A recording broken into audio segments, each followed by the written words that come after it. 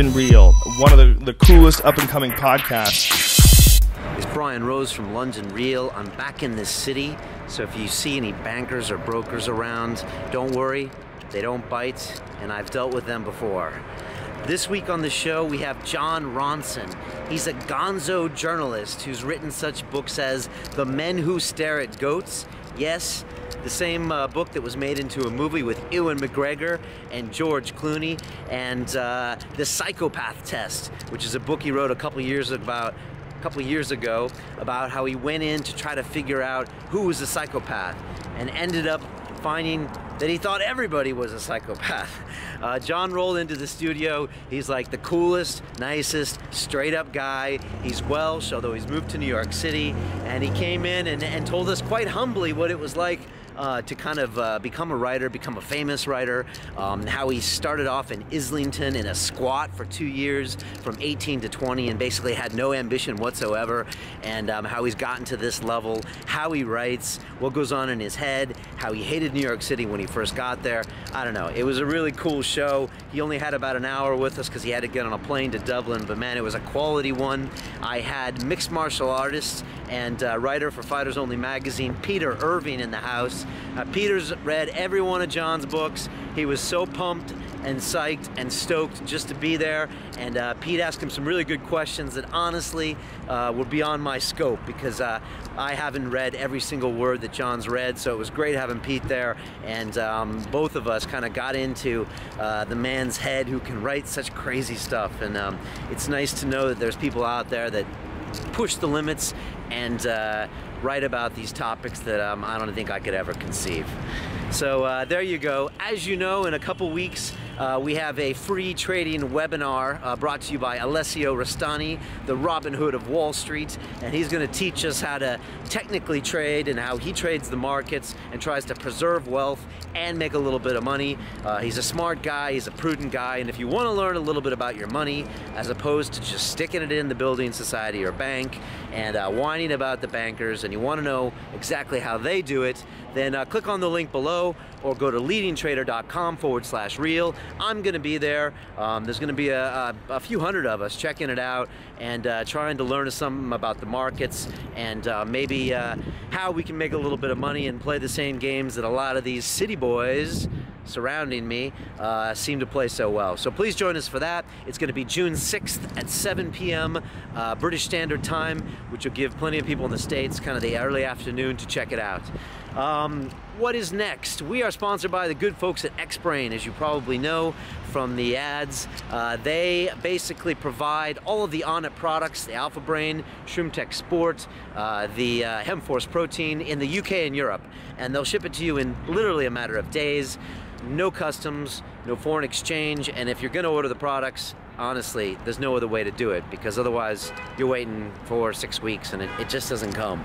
So get everything from them. Also, they have the Bulletproof coffee. I am on, I think, day 22 now of Bulletproof.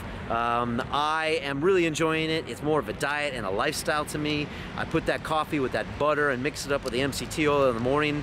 I don't eat in the AMs anymore. I just drink coffee. I like the way it's working. Somebody at my birthday said I'm a bit thin. Well, fuck you. I feel great. I feel good. So check it out.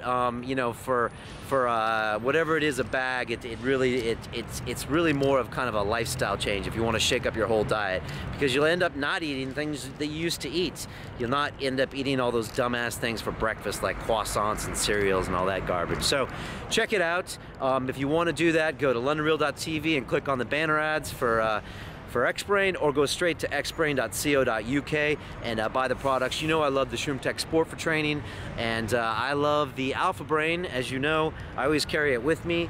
I take 1 every day, 2 on podcast days, and I take 4 every time I meet Max Kaiser. I hope you enjoyed that show with Max. Him and Stacy also filmed one of their radio shows called The Truth About Markets at London Real Studios. I don't know what I was thinking, but they're a very cool couple. They're pros at this. They have a cool message, so if you want to watch that, come to our YouTube channel at London Real TV. We got all sorts of cool things coming up. Sometimes I can't believe the guests that are coming by, and sometimes I worry that I better keep getting good guests. We've got, who do we have coming up? We've got comedian Lee Camp, who you might have seen on Fox News, telling them basically that they suck before they cut. We've got Jason Silva, who, if you haven't watched one of his videos about the singularity, this guy is like so inspirational, so positive, has such a cool message. I'm just so honored he's going to be here next week. And then we've got Irving Welsh, the author of the book Trainspotting, and he's coming in from America. He's going to be with us. And we've got James the Colossus Thompson back as a co-host. He's a big fan of Irving. I think they know each other. They're both writers, and so that's going to be a really fun show. So cool. Please stay tuned. As you know, we're dropping these daily doses every day, which are small clips of old episodes. We recently dropped Eddie Bravo talking about Ronda Rousey. It's all sorts of crazy stuff that I think I forgot was there. So please check those out. Tweet those on. I'll be dropping teasers when I can of the episodes coming up, if I have any time to do it, and we'll be dropping clips of the previous episodes. So there's always videos coming out. You can check them out, subscribe to us on London Real TV, post them on your Facebook, tweet them out. We would be very much appreciated. As you know, we're on Twitter, we're on Facebook. If you want to send me a message, send it to me at info@londonreal.tv. You can give me a guest suggestion, you can volunteer as an intern, or you can just say, Brian, you suck. You know, I read them all. They're all very helpful. I think it was Eric Thomas said that you got to appreciate your haters. So please, it's all good. Send me that hate too. Hit that send button, and it's all appreciated very much. So now I give you Gonzo journalist and mixed martial artist Jon Ronson and Peter Irving. Enjoy. Okay, here we go. This is London Real. I am Brian Rose. With me today is Mr. Peter Irving, who is a mixed martial arts fighter in London. He's also a writer for Fighters Only magazine. Your next K1 bout is in what, 2 weeks? That's in 2 weeks' time, yeah, on UCMMA down here in London. Okay, fantastic, excellent. You would have first met Peter as a guest sitting in that chair about 9 months ago. The episode's called The Warrior Poet. If you want to learn all about Pete, it's a really good one. You're quite honest on that show. I'm always honest. I don't need to count me to tell the truth. Fair enough, man. And our guest today is Mr. Jon Ronson, who is a Welsh journalist, a documentary filmmaker, a radio presenter, and a nonfiction author, whose works include The Men Who Stare at Goats, which you might have seen on the movie theaters with Ewan McGregor and George Clooney, the Psychopath Test, which you did a TED Talk about, yeah, and your most recent work, which is Lost at Sea, the Jon Ronson Mysteries. Welcome to London Real. It's good to be here, Brian, and hi there, Peter. How are you doing? Nice Honest in what way? What that was sort of left hanging as a kind of mystery. Yeah, I just tell the truth. You know, sometimes people think I'm a little bit cruel, perhaps. But you were straight. We asked him a lot of questions about being a fighter, and he was just like really honest. You're like, well, one time I got beat up bad, and one time I got this, and you sometimes you expect from fighters like the whole, I don't know, boxing, Muhammad Ali, I'm the greatest, but I thought it was really. My son was into, when he was like really young, like 4 or 5, he was into like Jeet Kune Do. And round here, in fact, it was a guy called Bob Breen. Who, I've heard of him. Who trained with Dan Inosanto, who trained with Bruce Lee. So, he was like, one step away from Bruce Lee. And loved it. My son loved it and became incredibly muscular, like at the age of 5, which was, kind of, slightly weird, but had like a 6-pack. And then one day realised that for the last, year, all he'd really done was the same moves over and over and over again, and he kind of went off it for that reason. He realised it was kind of insanely repetitive, and even at Bob Breen, who's like as good as it gets, there was still this kind of repetitiveness. Do you find that? Do you have to kind of repeat the same movement? Yeah. I mean, the things are different now. That people demand to be entertained. And so you have to give them variety, which in excess of what's maybe good for them.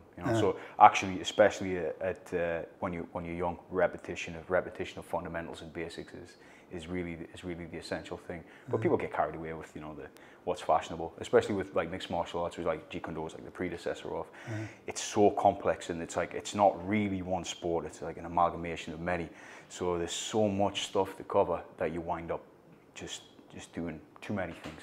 So yeah, I think there's a lot to be said actually for just making people just drill the basics. But he's probably talking about like the kata, old school journalist, where you would do this move all alone on a mat over and over again, and then that can be very repetitive. Yeah, I think so. Well, there's also the thing that you get negligent teachers just giving people the same thing because it's really easy to do, and then go, okay, you can have the next one, and drip feeding people information. So these guys weren't negligent. I mean, they were amazingly impressive, and he was the star of the class, my boy. And but then it just, I guess, when you're obsessively into something, you can obsessively lose interest too, I think. Yeah, definitely. You know, John, I just have to ask, you've been called a gonzo journalist, and I just wanted to get your take on being called that. I mean, I think Hunter S. Thompson was the original, I think, and the best known, and I was just wondering if you could, in your opinion, define gonzo journalism and then say, is that you? Okay. Well, I think, I could be wrong about this, but I think the phrase was invented, I really could be wrong, by Ralph Steadman, who was Hunter S. Thompson's cartoonist, did all the cartoons for Fear and Loathing, but that might be wrong. It might have been Hunter S. Thompson, but it's certainly, you know, Hunter S. Thompson's considered like the first and great gonzo journalist, and I guess it means two things. It means putting yourself in the middle of the story and making yourself then the prism by which the story is told. And it's also, in Hunter S. Thompson's case, about taking, you know, a huge amount of drugs and then putting yourself in the middle of the story. So the first, and then he would go to like a police conference in Las Vegas, and he'd be off his head on drugs, and that would be the comedy of it.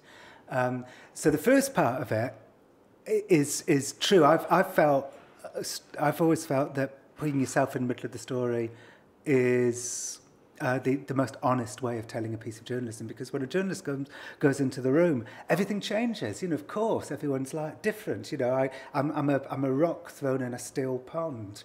So if you pretend that you don't exist, that's what's weird and dishonest. So, and also, if I'm going into kind of strange areas, which I do quite often, go into kind of shadowy places with mysterious people, it's kind of nice to have somebody who's basically normal in the middle of it, you know, to have for the reader to kind of connect to somebody. And I'm very anxious and neurotic, which is kind of great for the stuff that I write about, because like I hang out with psychopaths, so who are the opposite, who are literally the kind of neurological opposite of an anxious person. So there's kind of a good sort of comedic reason for me to be in the middle of these stories. But in terms of the drugs, I don't take them. So that aspect of gonzo journalism isn't true in my case. So was that a conscious decision you made in the beginning? But were both of those conscious decisions? One was, I am going to be a gonzo journalist, as in I'm going to be part of the story of all my books, and was the second one, I'm not going to put a bullet in my head like Hunter S. Thompson? Yeah, well, I mean, if I ever took drugs, I would just become incredibly maudlin and silent, so it wouldn't be very good for my stories. If I'd just get even more kind of anxious and pathetic. So like, is the comedy just a side effect of your investigative journalism because the subject matter is inherently funny, or do you consider yourself a comedian? I certainly look for the humour. I don't consider myself a comedian, but I do always look for the humour. And if I fail to find it, I think I've kind of failed. But the humour's always it's always respectful. It's never, and increasingly so as I get older, never at the expense of the person I'm hanging out with. The humour, if it's at the expense of anyone, it's at the expense of me. Or it's a kind of shared absurdity, like, aren't we all nuts? You know, but I don't consider myself a comedian. But yeah, it was always deliberate to put myself in the middle of the stories. I found it the easiest way to write for a start. It's like I get out of a hire car and I sort of go into a house, and that's the journey, that's the kind of adventure, whatever happens. So I found it really easy to write that way. But also when I started taking myself out of the stories a little bit, I began to get a bit self-conscious about it, and everyone told me to put myself back in, and now I'm just sort of fine with it. I feel like I've found a way of writing that just kind of works for me, and telling stories is so hard that if you find a couple of things that work, you know, just seize hold of them. I mean, with the Psychopath Test, I know in that you said, I've noticed the change in myself while I'm writing this. And you must have felt that with a few of the books. Yeah. I know you said... all the good ones, actually. Yeah, it's funny, you were saying that The Men Who Stare at Goats is, in your opinion, not your best work, because you didn't... you said it took a while to actually find the story, and you didn't get immersed as much in that one. Yeah, because I never alarm myself. Well, I never believed that these paranormal things were possible. Okay. Ever. You could never take that leap. No, although I do remember one time I was with these remote viewers, these psychic spies. They were like third-generation psychic spies, a woman called Prudence Calabrese, and she told me that this was like when all the sort of post-9/11 stuff was happening and everyone was like on high alert for terrorism, and she told me that London Zoo was about to be destroyed by a dirty bomb. And then I went back to London, and like a couple of days later I found myself at London Zoo, and I was walking through it and I was thinking, you know, only I know. All these innocent people, they have no idea that, you know, and I'm sort of struck with the burden of this terrible knowledge. And anyway, it turned out that I worked out why London Zoo wasn't going to be blown up by a dirty bomb, was that in her psychic vision, she said the elephants were screaming in agony, and that was the most painful thing about the psychic vision. And it was only later I realised that like a couple of years earlier, all the elephants at London Zoo had been moved to Whipsnade. So that's what broke the thing for me. But yeah, I couldn't believe it. I mean, so it became... There was a mystery to solve in the Monasteric Goats, and the mystery was, you know, why did this really serious, important place, the US military and the Pentagon, why did they succumb to believing in paranormal things where there was no evidence that any of them would actually work? So there was that mystery. But actually that mystery was kind of easily solved. I said to this guy called Ray Hyman, a skeptic, you know, why? And he said, well, people are crazy. Everyone's crazy. And it was California in the 70s. And yeah. I mean, I loved it, and it was a lovely human story, but it didn't have those kind of layers of mystery that my other books, Psychopath Test and them, have. You don't start with the mystery and then go to solve it. You just start with the subject matter and then look for the story within it. Yes, but if I don't find the story within the subject matter, I dump it. So, for instance, I've tried a couple of times to write about the financial world, especially credit cards, but I couldn't find...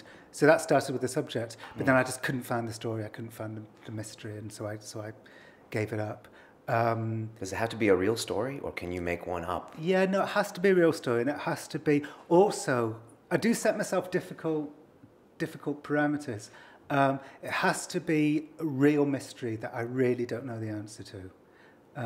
So a really good example of that is the Psychopath Test, where you've got all these psychologists and psychiatrists who all literally believe that psychopaths rule the world, that this is a brain anomaly that's so powerful it's actually remoulded society all wrong, and capitalism rewards psychopathic behaviour, and that means that basically these very damaged people, psychopaths, are actually influencing world events.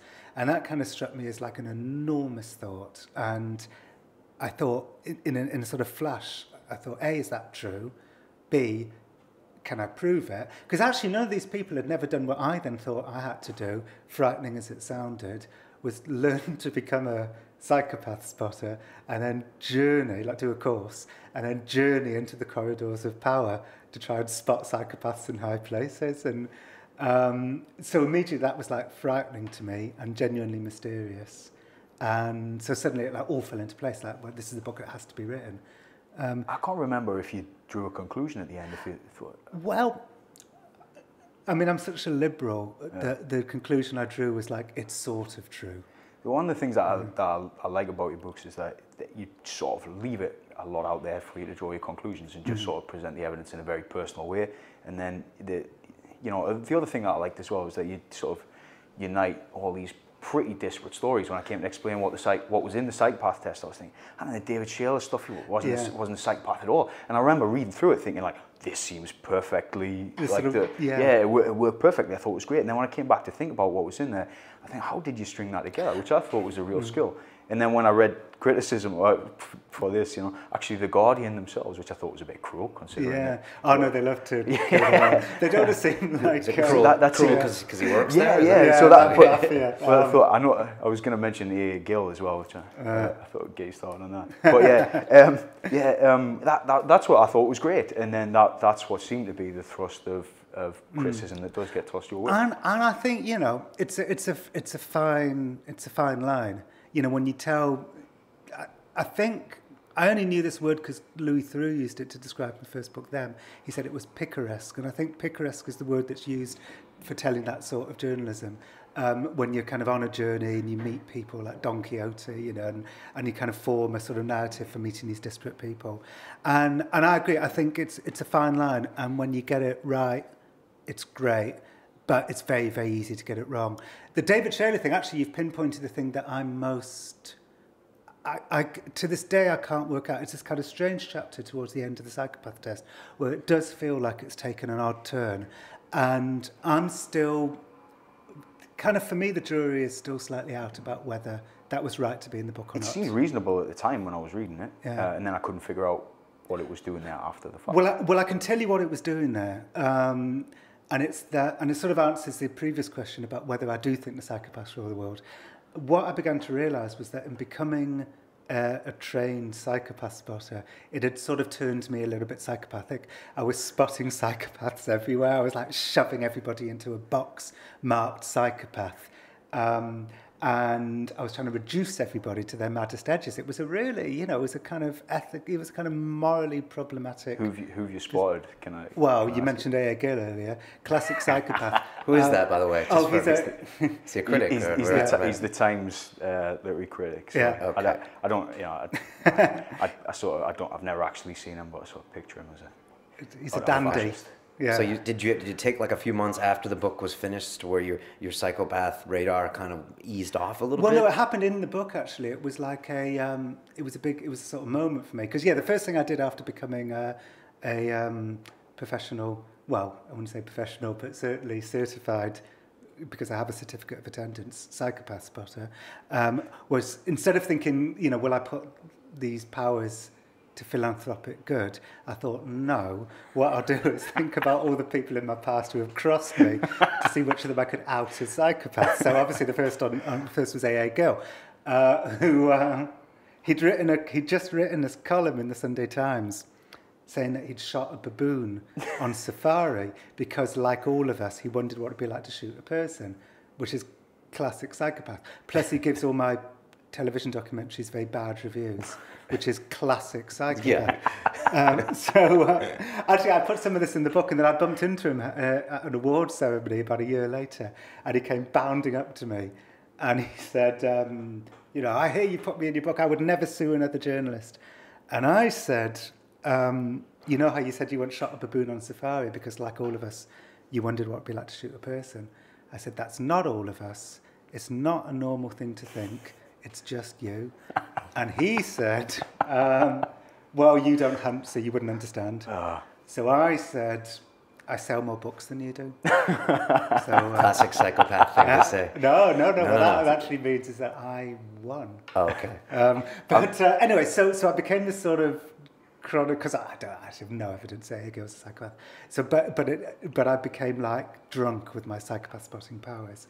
And then I realised at one point that this is something that journalists do a lot. You know, we utilise the maddest edges of somebody's personality, and then we kind of stitch them together, leave the normal stuff on the floor, and create this sort of slightly grotesque version of people. And it's what, you know, so much journalism is based on. And it's not, you know, it's something that we don't like to talk about, but it's, and we know it's true, and we know it's a bit odd. So the reason I put the David Shayler chapter in there was because I wanted to write a story about that very point, about how when David Shayler... Who is he, by the way? Okay, I mean, it's in itself an amazing story. He's an former MI5 spy, became a whistleblower, went to prison for whistleblowing, then came out as like a leader of the conspiracy, the 9/11 conspiracy movement, and got written about an awful lot. And then came out again and said he was the son of God, and it sort of dropped off. The chapter's, it's about looking for the right sort of madness. It's like, why did one sort of madness be entertaining for everybody, and another sort of madness became a little bit sort of sad for people? So I was trying to dissect why journalists utilise certain sorts of madness for the purposes of entertaining people, whereas other sorts of madness are a bit too scary or feel too exploitative to write about it was a section of the book which I called The Right Sort of Madness. I don't know if I've explained myself properly, but No, I think you have. No, I think that's interesting what you say about journalists, especially you being one of them. How you do take those pieces out of people. And then when you realise that it's not the right thing to do, because it's not, what do you then do about it? How do you then continue to tell good stories about people when you're deliberately not caricaturing them, and you're deliberately try to bring the normal stuff, the empathetic, human, ordinary stuff back into the story? So that's... But does that sell?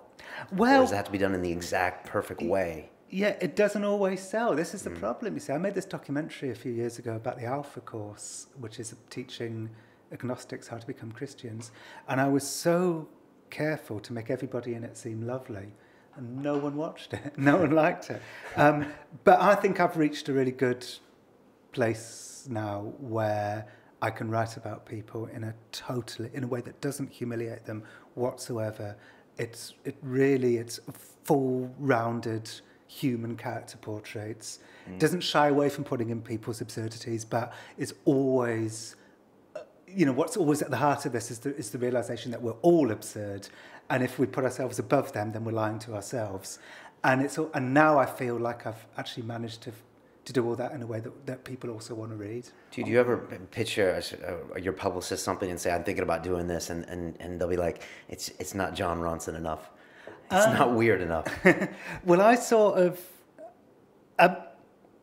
actually, funnily enough, I censored myself with this credit card book I was trying to write. I spent months and months and months trying to write a book about credit cards before the financial collapse. And my American publisher keeps reminding me that if I'd carried on with the book, it would have come out just when all the banks collapsed. And I would have been a financial collapse success story. But I couldn't do it because I couldn't make these people light up the page. They were too boring. I'd like to think now, though, it's now, 4 or 5 years later, and I'd like to think now that I've matured enough as a writer that if I tried it again now, I could do it. I wouldn't need to go to the weirdness of somebody to make it a good and entertaining story. Okay. It strikes me that with editing, you could make anybody look really, pretty crazy or pretty bad. I think about, like, if somebody followed me around and then just showed highlights, I'd look fucking nuts. Yeah. But it's... Yeah. It's a problem, It's I sometimes think when I see like Louis Theroux, is the comparison reasonable? It's funny, for years and years I think both me and Louis, but definitely me. Who is Louis, for anyone who doesn't know that's listening?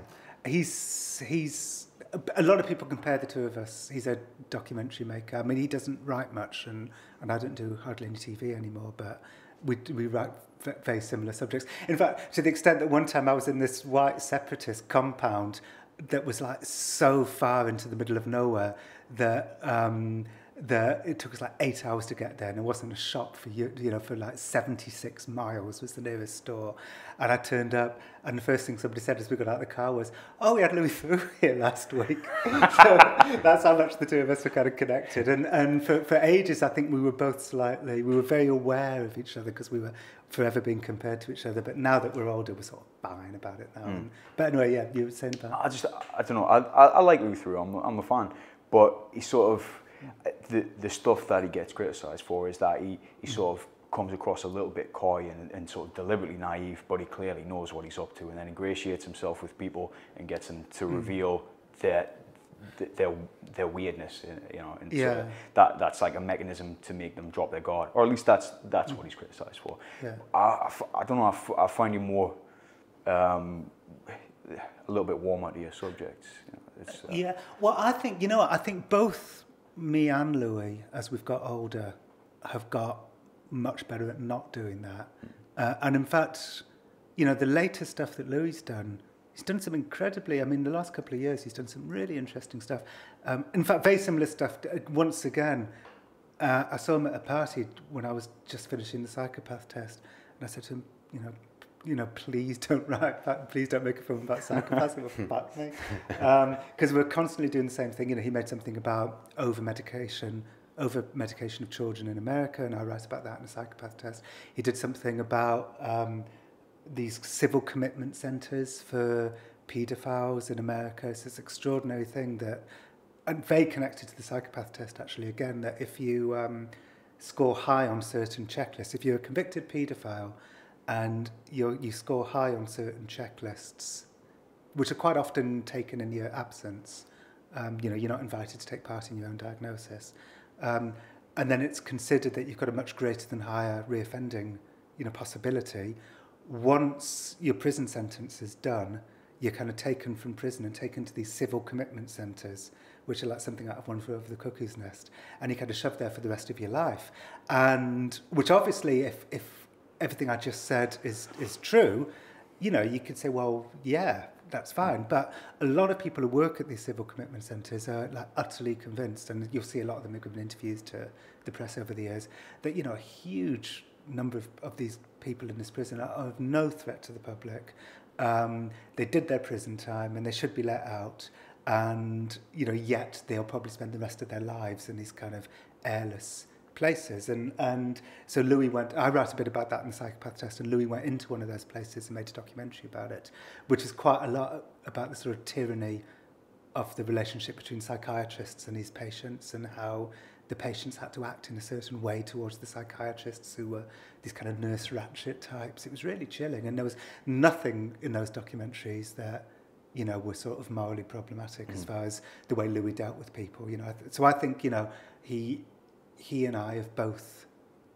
I think, if I'm being totally honest, taken on board that criticism actually. Is Psychopath movie material, and I also want to know what it was like to be on the Goats set and to watch one of your, I don't know if you call it babies, be made into a movie, with real actors, and it was quite a big production. So yeah, the two questions: is Psychopath a movie, and do you want it to be? Well, yeah, it's been developed by a few people, Amanda Posey and Finola Dwyer, who made an Education. Oh, wow. And in fact, they're making another Nick Hornby thing, because Amanda's also happens to be married to Nick Hornby, and they're doing A Long Way Down, which is another Nick Hornby film. And there's also some Hollywood interest in that as well. And it'll end up being something very different from the book, because the book isn't obviously a filmable as a movie thing. Right. How did you feel about the adaptation of Men of Stare Court? I liked it. I thought I liked it. I thought it was kind of very warm-hearted and kind of batty in a sort of sweet, sort of amateurish way. And some of the jokes were really, really funny. I really liked it. And it sort of divides people. I think some people really love it. If I'm ever on Twitter, I've got Stare at Goats as a saved search on Twitter. And then once in a while, I wouldn't say maybe once a month, I'll sort of just click on Stare at Goats and have a look at the last 8 hours. And it's always the same thing. It's always half the people say, I just saw the Men Stare at Goats, funniest movie I've ever seen, and I've just seen the Men Stare at Goats. That's the worst film I've ever seen. I'm surprised that it divides people. Is that because they've read the book and they didn't like the adaptation? Or? I don't know what it is that they don't like about it. I think I prefer that, and everybody going, that was average. Right? Yeah, you definitely get huge swathes. And being on the set, it was funny. So do you have a lot of control, or did you have a lot of control? I had no control, zero. Is that because it was one of your first books to sell? I mean, if you do Psychopath, will you have more control over that movie? I'd have some more control. And there's a couple of things that I'd be really adamant about with Psychopath Test. And one is that it's not a movie that just sort of blindly says psychopaths secretly rule the world. My book is as much a book about the sort of tyranny of labelling and diagnoses, and how, the psychiatry and the sort of madness industry in general has got this kind of increasing desire to label what's essentially normal human behaviour as a mental disorder. So it's as much about the tyranny of the label as it is about the tyranny of psychopaths. And I think any film would have to reflect both aspects of those. Tom Cruise will want to play in that, don't I? Say that again? Tom Cruise will want to play in that. Well, there's a bit of an anti-Scientology. Well, not anti-Scientology, but Scientology is in the book as well. Yeah, so yeah. But they like it, actually, funnily enough. The Scientologists are kind of happy with the book, so maybe you would be. But what was I going to say? So Goats. Well, I was just going to say quickly about the Psychopath Test. Yeah. It's a very sort of fine line with the Psychopath Test, because psychopaths definitely exist. And they definitely harm a lot of people, both physically and and also, you know, psychologically, and also in terms, you know, if you get one at the top of the business, it can turn the entire business, because they're so charismatic, it can turn the entire business into a sort of manifestation of psychopathy. But the complete opposite side of that is true, which is people are way too ready to label people as psychopaths, and so the book is complicated because it's got a lot of time for these two polar extremes of opinion, and so, you know, any film would need to reflect that. Okay. Have you written a screenplay, like an actual direct screenplay? Yeah, which is just, they've finished filming and they're editing it now. It's called Frank, and it's Right. it's about being in a band. It's a comedy about when I was in the 80s. I was in a band called the Frank Side Bottom Oh Blimey big band. I was like plucked. I was like Alice through the Looking Glass. I was kind of plucked from the suburbs to be in this mad band. Where was this? Well, I was the entertainment officer of Central London Polytechnic. One day I was in my office and the phone rang. Sort of frantic voice on the other end of the phone going, we're supposed to be playing at college tonight. This is Frank Sidebottom's manager. We're supposed to be playing at college tonight, but our keyboard player has had a breakdown. I can't remember if it was a breakdown or was ill or something. Our keyboard player's ill, can't make it. So we have to cancel unless you know any keyboard players. So there's kind of silence. And I went, I play keyboards. And he went, well, you're in. And I said, but I don't know any of your songs. And he went, wait a minute. I said, then he came back to the phone. He said, can you play C, F, and G? And I said, yeah. And he said, well, you're in. So that's how I joined the band. And it was this lovely sort of Alice through the Looking Glass moment, you know. So that was the starting point of the film. But we've completely fictionalised our Frank. We started saying things that were... There was a couple of reasons why we had to go slightly away from the truth. The main reason being that the real Frank Sidebottom loved the chaos. You know, he loved it when everything went crazy. And that was actually not the easiest thing to write about, because the stakes were really low then. Like, if everything went wrong, if the guy didn't mind, it's like, where's the kind of stakes, you know? So we changed that aspect of Frank, and then we started changing more and more. And also Frank, Chris, who played Frank, is dead now, but before he died, he was like, he didn't want it to be the Chris Seavey story. He didn't want to, you know, he wanted it to be fictional. So we fictionalised it. So now our Frank is a fictional character, but very much inspired by Frank Sidebottom. And that's been shot, that movie's in the can? Been shot in the can, they're editing it now. In fact, I'm straight after this, I'm going to Dublin. I'm going to drop in on the edit. They're editing it in Dublin. What was it like writing a screenplay? I you know, I loved it. It was really hard for the first couple of years. This was like 5 years, wow, when I had to kind of relearn how to write, because, you know, I've never written anything like that before. But I wrote it with Peter Strawn, who wrote Men Stay at Goats movie, right, and he wrote Tinker Tailor Soldier Spy. So he kind of taught me, you know, he kind of taught me a lot. And then Lenny Abrahamson, the director, came along, and he became, you know, the third writer, and he taught me a lot too. And then when it sort of adapted in my head, like, I can take all the things I do well in non-fiction and like move them into this new thing. You probably never collaborated before on a writing project, so... No, never. That must be weird. It was weird. I was definitely the quietest.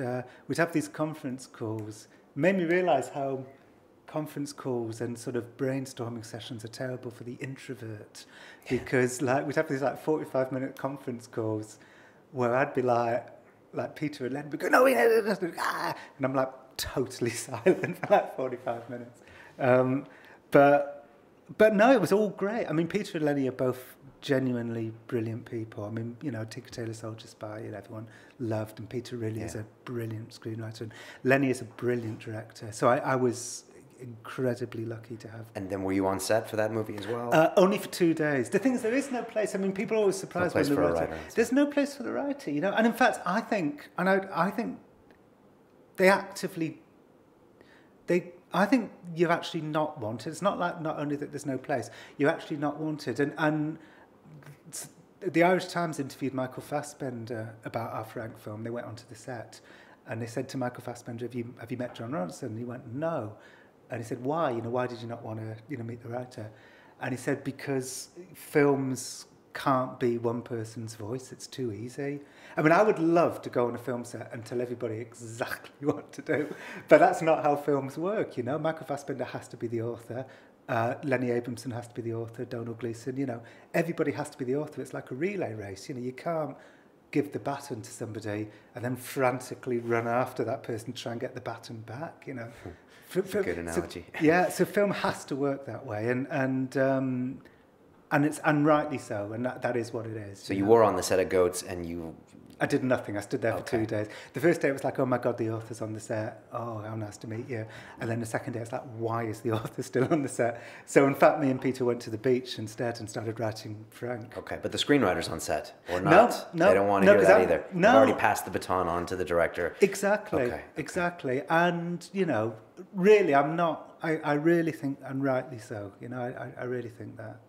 Yeah, I listened to some interview, I think it was Schwarzenegger, who said, once you choose the director of the film, you have to give it to him. Yeah. And no matter what you think it should be or anything, unless you give them ownership as a director of the film, then you're going to get this, you know, crappily manifested mixture of everyone's version, and it doesn't come out right. Yeah, absolutely. And there always has to be a kind of leader. I mean, apparently in television drama, it's the writer. The writer has the power that the director has in film.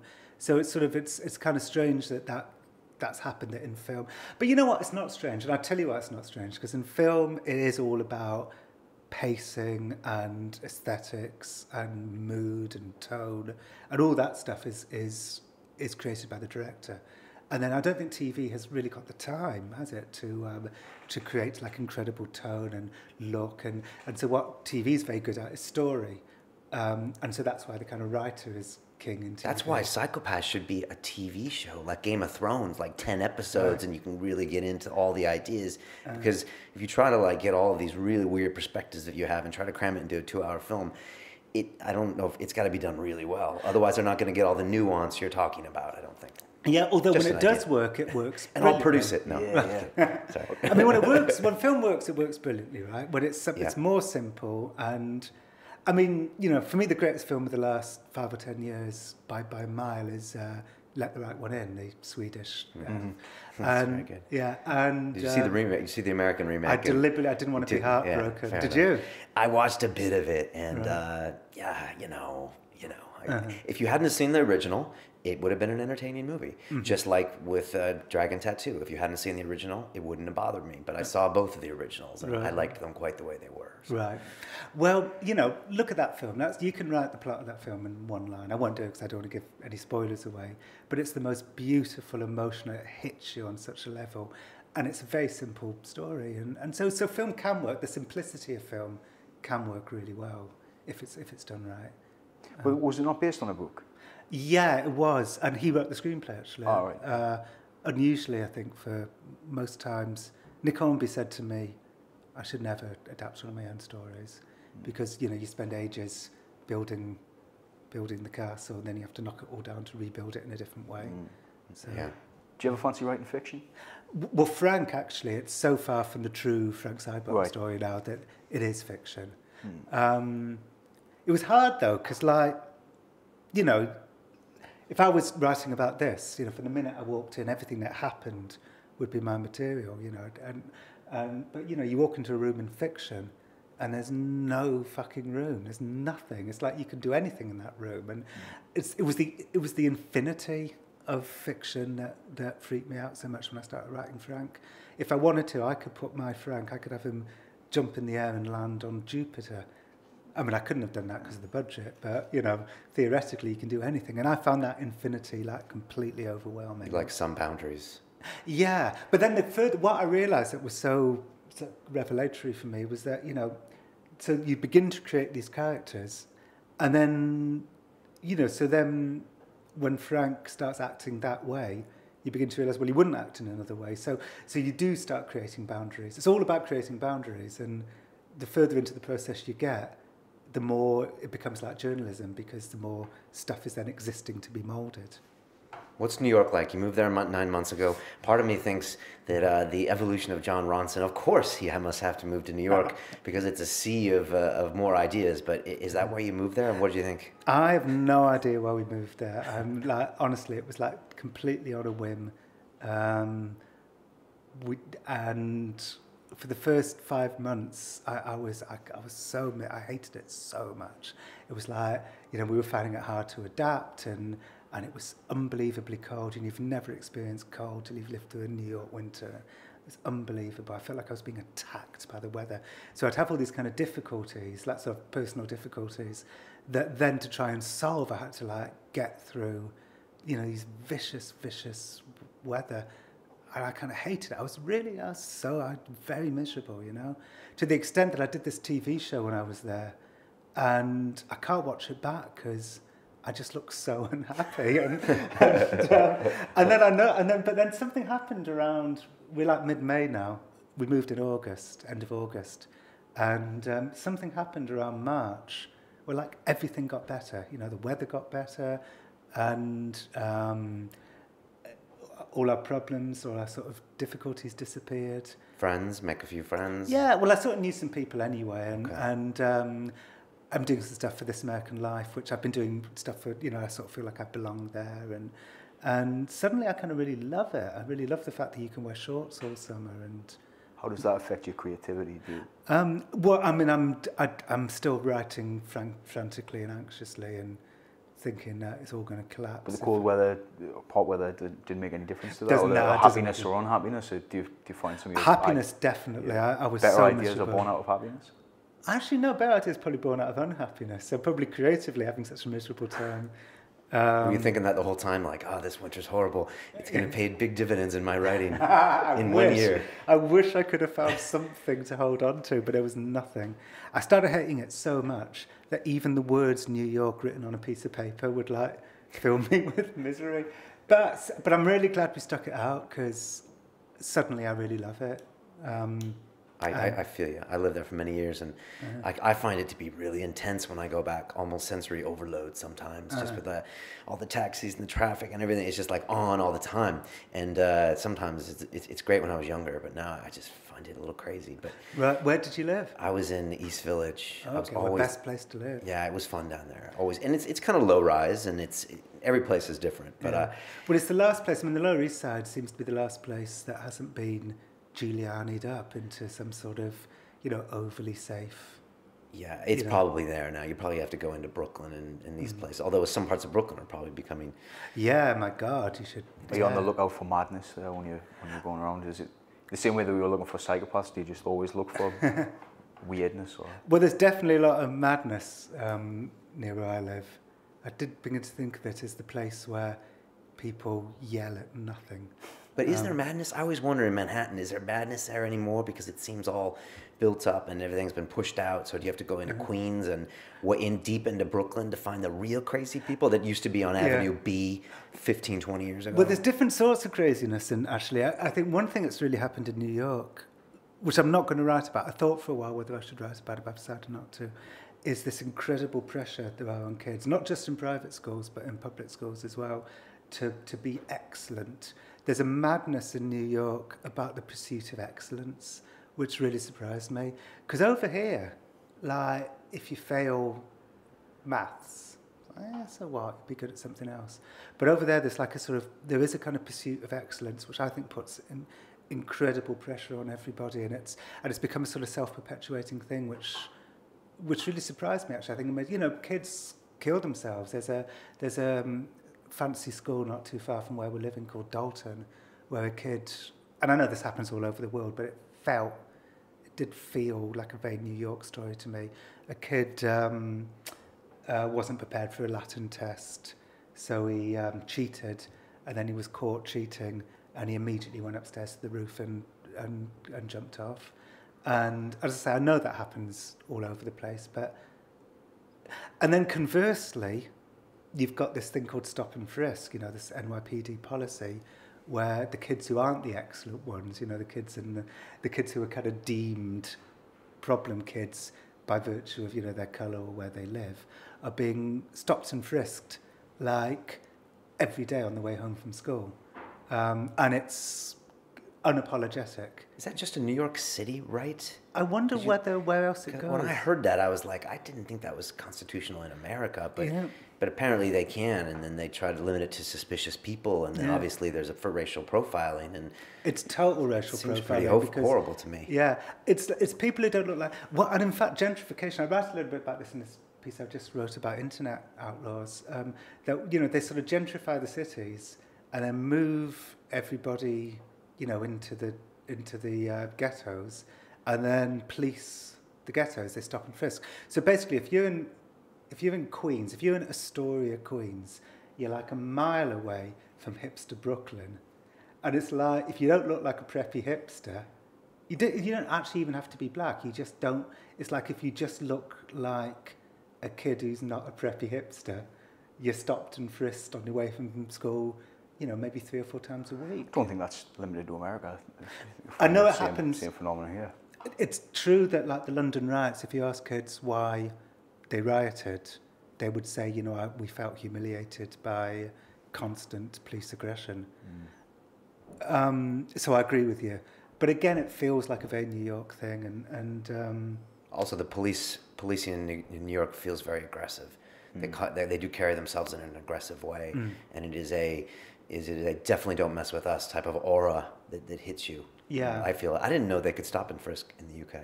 Is that something they can do? It was happening. It was definitely happening, sort of around the riots and before the riots. And kids said that was the reason for the rioting. I think, or a version of it. I don't know. I'm slightly. Do your fans think you've sold out by moving to New York? Do you get any flack, or do you care? I've had no flack. I mean, It's a great story. And I come back here every kind of 8 weeks. I'm here for at least a week. So I feel like I'm living in both places, actually. But I'll tell you something that's really interesting about America then, and also about New York, is that there's no welfare state, which is obviously a very bad thing, and people have to pay a fortune on health insurance and stuff like that. But in the absence of all of that stuff, you have this rather lovely sort of community thing where people like every weekend you get like sort of cake sales for cancer, and it doesn't justify the lack of a welfare state, but what it does do is bring out something really nice in people and so you start to see so in the winter when the freezing cold was like biting me, all I could see was the dark stuff, the stop and frisk, this kind of horrific pursuit of success and excellence, the lack of an NHS, the lack of a welfare state. But now the weather started being nice. I've started seeing like the good things now, I think they're more generous there because the state isn't being generous. Yes. So people kind of fill the gap. I'm not saying that people aren't generous where there is a welfare state, but that is what's happening in New York in a way that I found really pleasant. I never saw a lot of generosity when I was there, but maybe I was younger. Maybe it's like a newer thing. I just didn't see. I don't know. You've done so many art forms. I know people know that you've done a lot of radio. You do documentaries. You've now written a movie. You obviously write. Is there any form of media that you enjoy more than the others right now? Yeah, definitely books. Okay. I think it's the thing I do best and understand the most and just enjoy the most, actually. Is making a documentary difficult? Yeah, I never thought I was... I made a few good documentaries. I made about 20 documentaries, and I'd say maybe about 5 of them were good.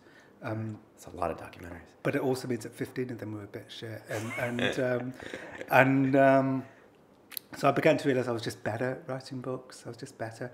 I felt self-conscious on camera, and it meant that my mind wasn't flowing as well as it would do if I'm interviewing, if I'm here just with my iPhone, I don't feel in the least bit self-conscious. I can sort of immerse myself in a story. But with a camera, I started to feel self-conscious. So, so that's the reason why. Other projects on the horizon for you, or can you talk about that stuff? I'm writing 2 books at the moment. I'm writing one, I don't want to talk about it all. Another in case one. Louis threw next it. I'm writing a book about humiliation. And it's actually after like 2 years of banging my head against a wall, it's actually coming together now. So yeah, it's about humiliation. Wow. Okay. I feel like I'm the right person to write about humiliation. Why is that? It's something, you know, it's a weird, you know, I sort of, you know, it's a paranoia in my life, the fear of being humiliated. And also you see it, you start to see it in other places, you start to see the power of humiliation, the way that, you know, just the importance of humiliation in society. I don't want to talk much more about that. Okay, that's fine. As a writer, do you find it gets easier after you've been able to sell successfully a bunch of books, or do you find it's more difficult for you personally?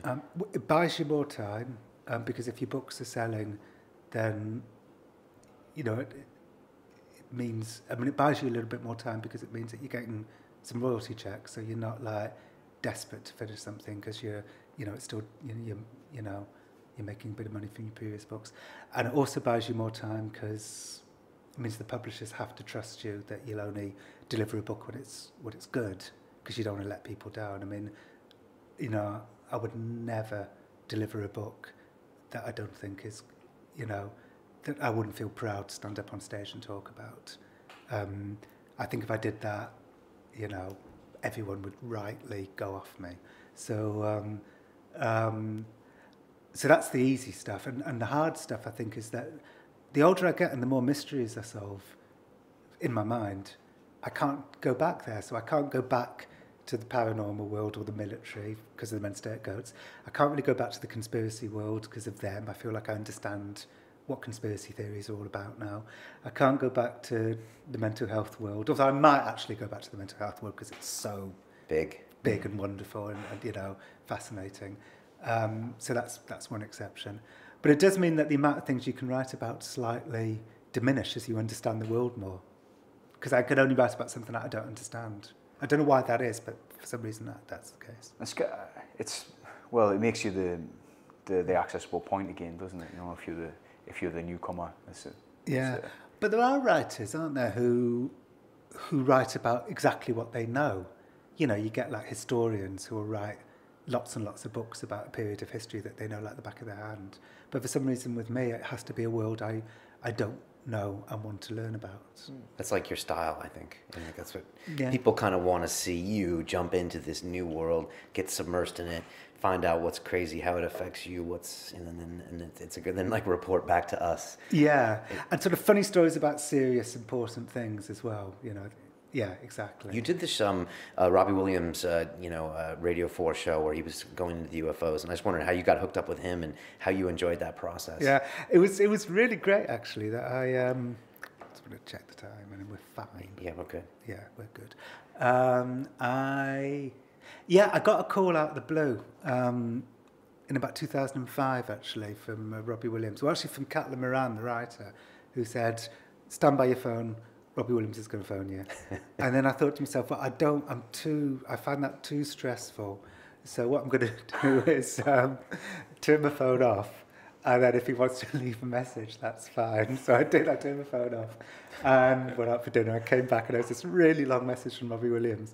That's good advice for any anxiety management. Just turn off the phone. Yeah, exactly. And him saying that he wanted to spend a night in a haunted house. And could I set one up for him? And he was a fan of... This is because in my first book, Them, he was a big fan of. And I knew that already because in the Chris Heath biography of Robbie Williams, he goes off to his hotel room and reads Them. So I knew he liked the book. I can kind of see that your agenda is not cynical, but it appeals to cynics. You know? Yeah. If I was Robbie Williams, I'd be thinking, I might come off looking bad here. Well, actually, Robbie's sort of perfect because he's got a foot in both camps. Like, he's got a foot in the believer camp and also a foot in the skeptic camp. And I think that's why he liked me, actually, was because he felt that I wasn't a kind of hardcore James Randi skeptic. I mean, I sort of am. I mean, I'm much more skeptic than a believer.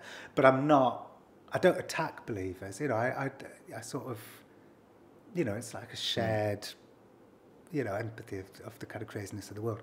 So anyway, so he wanted to spend a night in a haunted house, and I said I'd set one up. So I started like frantically calling up all these ladies of the manor, emailing them like, "Dear Lady blah blah." I read that if the portrait in your drawing room is moved, a ghost apparently manifests itself. I've recently been contacted by the pop star Robbie Williams. So I think, you know, can he and I spend a night in your house? And like, I thought I wouldn't hear back from anyone, but 100% of the people who I contacted emailed back straight away to say, you know, yes, Robbie can come whenever he likes.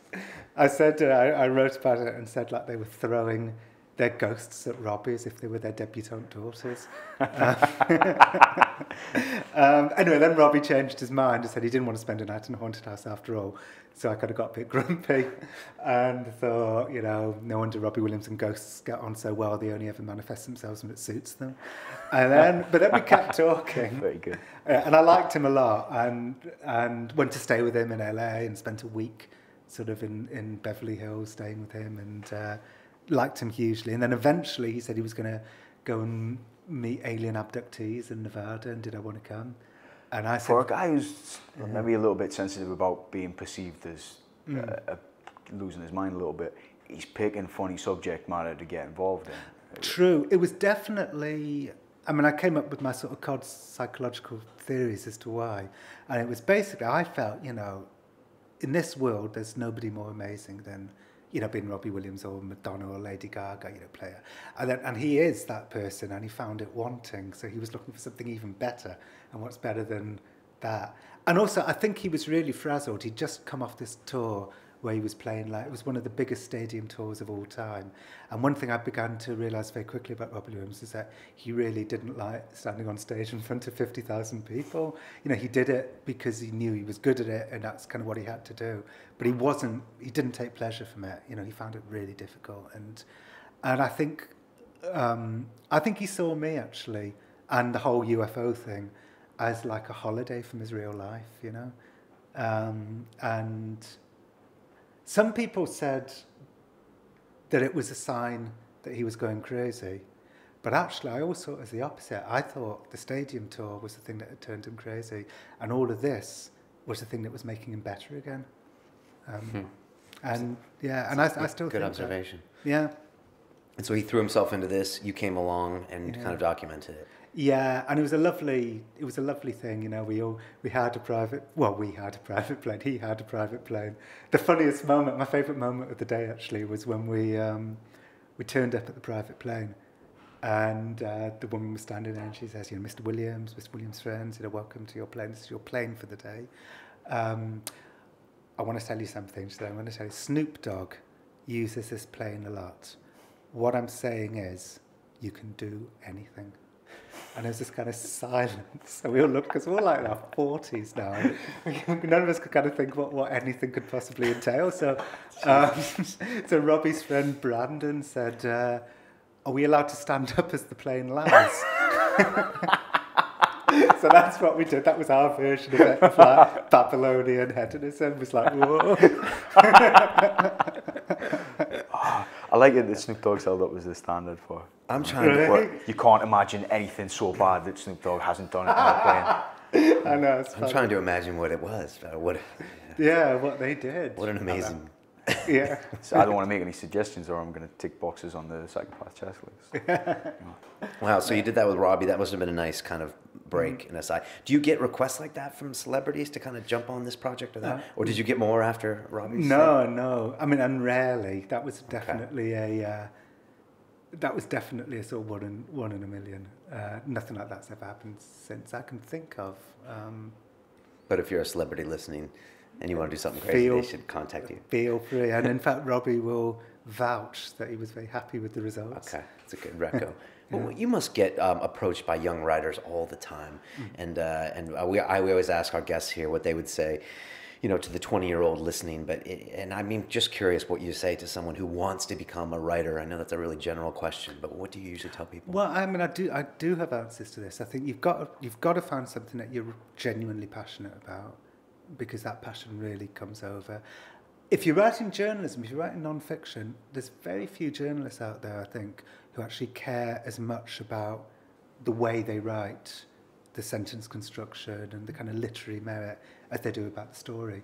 So if you're into both, if you're as much into the way you tell the story as you are into what the story is, I think you've got a really big head start. I think you've got to be kind of good. I don't know how much, you know, being a good writer can be taught. I honestly don't know the answer to that question. So I think write well about a subject that really fascinates you. And I tell you, journalism it's never been, well, certainly not in my years, a closed shop. You know, editors are desperate or have been desperate to find new people. Because if you're the person who finds the next Caitlin Moran or whatever, it's going to be great for you. So if there's ever any sort of idea, oh, I'll never get to write for The Guardian, or I'll never get to write for, you know, Slate or whoever, that's just not true. And especially not true now that everything's so open with blogs and, you know, Huffington Post or whatever. So don't worry about that. You know, the door will be open for you if you're good. I think be good and write and find stuff that you really want to write about. That's my biggest. Do you have to live? I mean, a lot of writers are said that, you know, they only wrote about stuff when they've actually gone out and exposed themselves to the world and had these crazy experiences. Yeah, and also, you know, you get better as you get older as well, I think. Although I think that probably reaches like that, you know, I think that reaches a bell curve when you start to get worse again, which could happen to me any day now. Yeah, I think you have to go out and meet people and experience the world. I think don't be patronising. Don't put yourself morally above the people that you're writing about. You know, remember that we're all flawed. But I sort of think kind of embrace those flaws. I think it's fine to put yourself in the story. I mean, that kind of works for me. It means it sort of unlocks the way I can tell stories. Somebody else asked me actually tips for interviewing the other day, and I said, don't write any questions in advance, because that way...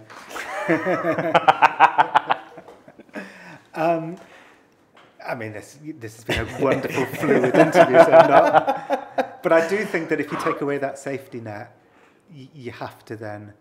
I mean, it can fuck up, but usually, yeah, you know, you have to be a kind of twig in the tidal wave of the conversation. You have to be a bit more present then, I guess, and just go to where the conversation's going. Yeah, but I always wonder whether that's justification for myself for being lazy and not writing any questions in advance. But I do a lot of research. I think that's important. You know, if you're not writing questions in advance, doesn't mean you shouldn't research. For interviewing, you mean? Yeah. Or even if you're about to go into work. But then, contrarily, don't do too much research. Because, like, for instance, in my first book, a lot of it was about me trying to sneak into the secret group called the Bilderberg Group. Yeah. And I got chased away, and this is in them. And then I discovered that the person he just died, actually, Jim Tucker, wrote for a newspaper called The Spotlight, which has had Nazi ties in the past. And so... I don't think Jim, actually, I don't believe Jim was ever a Nazi, but certainly people in his world were. And if I'd known all of that, if I'd known in advance what the Bilderberg Group was, what Jim Tucker's magazine was, it would have solved a whole lot of mysteries before I'd had the adventure. So I think do a lot of research, but don't do too much research. You don't want to solve the mystery in advance. Yeah, I can agree. Sometimes I do watch so much tape on someone where my head's about to explode, and I'm just like, enough. Let me meet them first. Yes, absolutely. So it's just getting that balance right. You know, there's just a twist on this, on that same question about what you'd say to a 20-year-old that we always ask, and it's if you could make a phone call to the 20-year-old Jon Ronson and give him some advice, and it can't be keep doing what you're doing, buddy. It has to be something. Right. What would you say to him?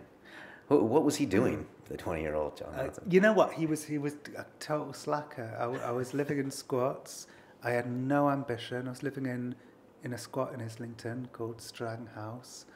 I was doing really badly at college, and in fact wasn't in the least bit interested. I was just about to meet Frank Sidebottom, and the man from Del Monte had moved to Manchester when my life was kind of beginning. But I had 2 years from the ages of 18 to 20 of like hedonistic, ambitiousless squatter life, which frankly I loved, and it sort of washed away, you know, growing up in Cardiff. I needed something, I think, to probably wash that away, and that did, and so I loved it. Actually, I loved it. What did it wash away from Cardiff? Just, you know, I wasn't that, you know, I didn't sort of fit into Cardiff society quite as well as others did. Okay. I wasn't, you know, I wasn't that, didn't do that. Now you see, anything I say now is just going to sound Didn't do No, all I that. think I get what you Didn't do all I get that what you're talking social, about. sporty, fit into a small town stuff. Yeah, exactly. And as a consequence, also, you know what? I'm not going to blame everybody else. I was kind of annoying. You know, I wouldn't have wanted to be friends with me back then. I was very uncomfortable in my own skin, very awkward, you know, quiet. I remembered myself being quiet, actually. I don't know, people might remember me differently. So, you know, I didn't do myself any favours at all. But then something happened. I moved to London, and the day I moved to London, I was like, I was great, and everyone loved me. And, you know, from literally, like, you know, it was September 1985, and in August 1985, I was this kind of gawky, you know, sort of, you know, idiot. And then in September 1985, I was like this fantastic person. It just worked out brilliantly. Wow. Okay, so what advice would you give then to the 20-year-old? Just Move to London. yeah, moved to, well, I was already in London by then. So 20 is when you kind of came out of it. Yeah, but I had no ambition then. I only kind of got an ambition when I was probably about 24, 25. Hedonism is kind of an ambition. Yeah, I mean, carry on doing that, and you know, maybe be a bit more confident. You know, I was good. I saw some pictures of myself back then, and I was good looking. I should have had a little bit more I should have been. Should have had a little bit more confidence in my looks. Okay, so that would be the advice. I'd have gone for more girls. That's what I would have done. Okay. I would, you know, I would have said, you know what, aesthetically, you can actually do pretty well here. Well, it's always a loaded question, so you know, thanks for answering. I would love to sit here and talk with you some more. I know we got to get you on a plane so you can get to Ireland. So I hate to cut it short, but thanks so much for coming on. Thanks, Ben. Thanks, Peter. I'm really glad I enjoyed got to it. be here for this one. Thank you. I really enjoyed it, and I hope I didn't blab on too much. No, it was perfect. I think we got some great insights. I'm sure we could talk forever, but you know, we'll have you back some other time. Maybe when your next book comes out, it'd be great. Fantastic. I'd love to come back. And Excellent. thank you. I'm really glad that I came out here to Shoreditch to do this. Cool, awesome, good. Well, if you're listening to us on iTunes, please subscribe. If you want to see the very good-looking Jon Ronson, we are on YouTube at Channel London Real TV, and we're on Twitter, we're on Facebook. Just wanted to thank the guys at Xbrain for sponsoring this episode. You can get Bulletproof Coffee, Alpha Brain, all over at xbrain.co.uk. And that's it. Thank you both for being here. Pete Thanks for was having me again. perfect to have because he's a huge fan of your work. He's read all your books, and it was just great having you here, John. Thanks, guys. I really enjoyed it. Okay. Welcome to London. Writing an editorial in the New York Times where he gets on his knees and he fillets Ben Bernanke in public. Is that the most disgraceful thing? You know, as an American, I cried. So here's the New York Times on the knee pads. And he's got Justifying his balls. policy. He's got Bernanke's balls slapping on his Jesus chin. Christ. He's gobbling Bernanke's goo. He's saying, you have to trust the chairman. The chairman is... Take care, guys. Thanks.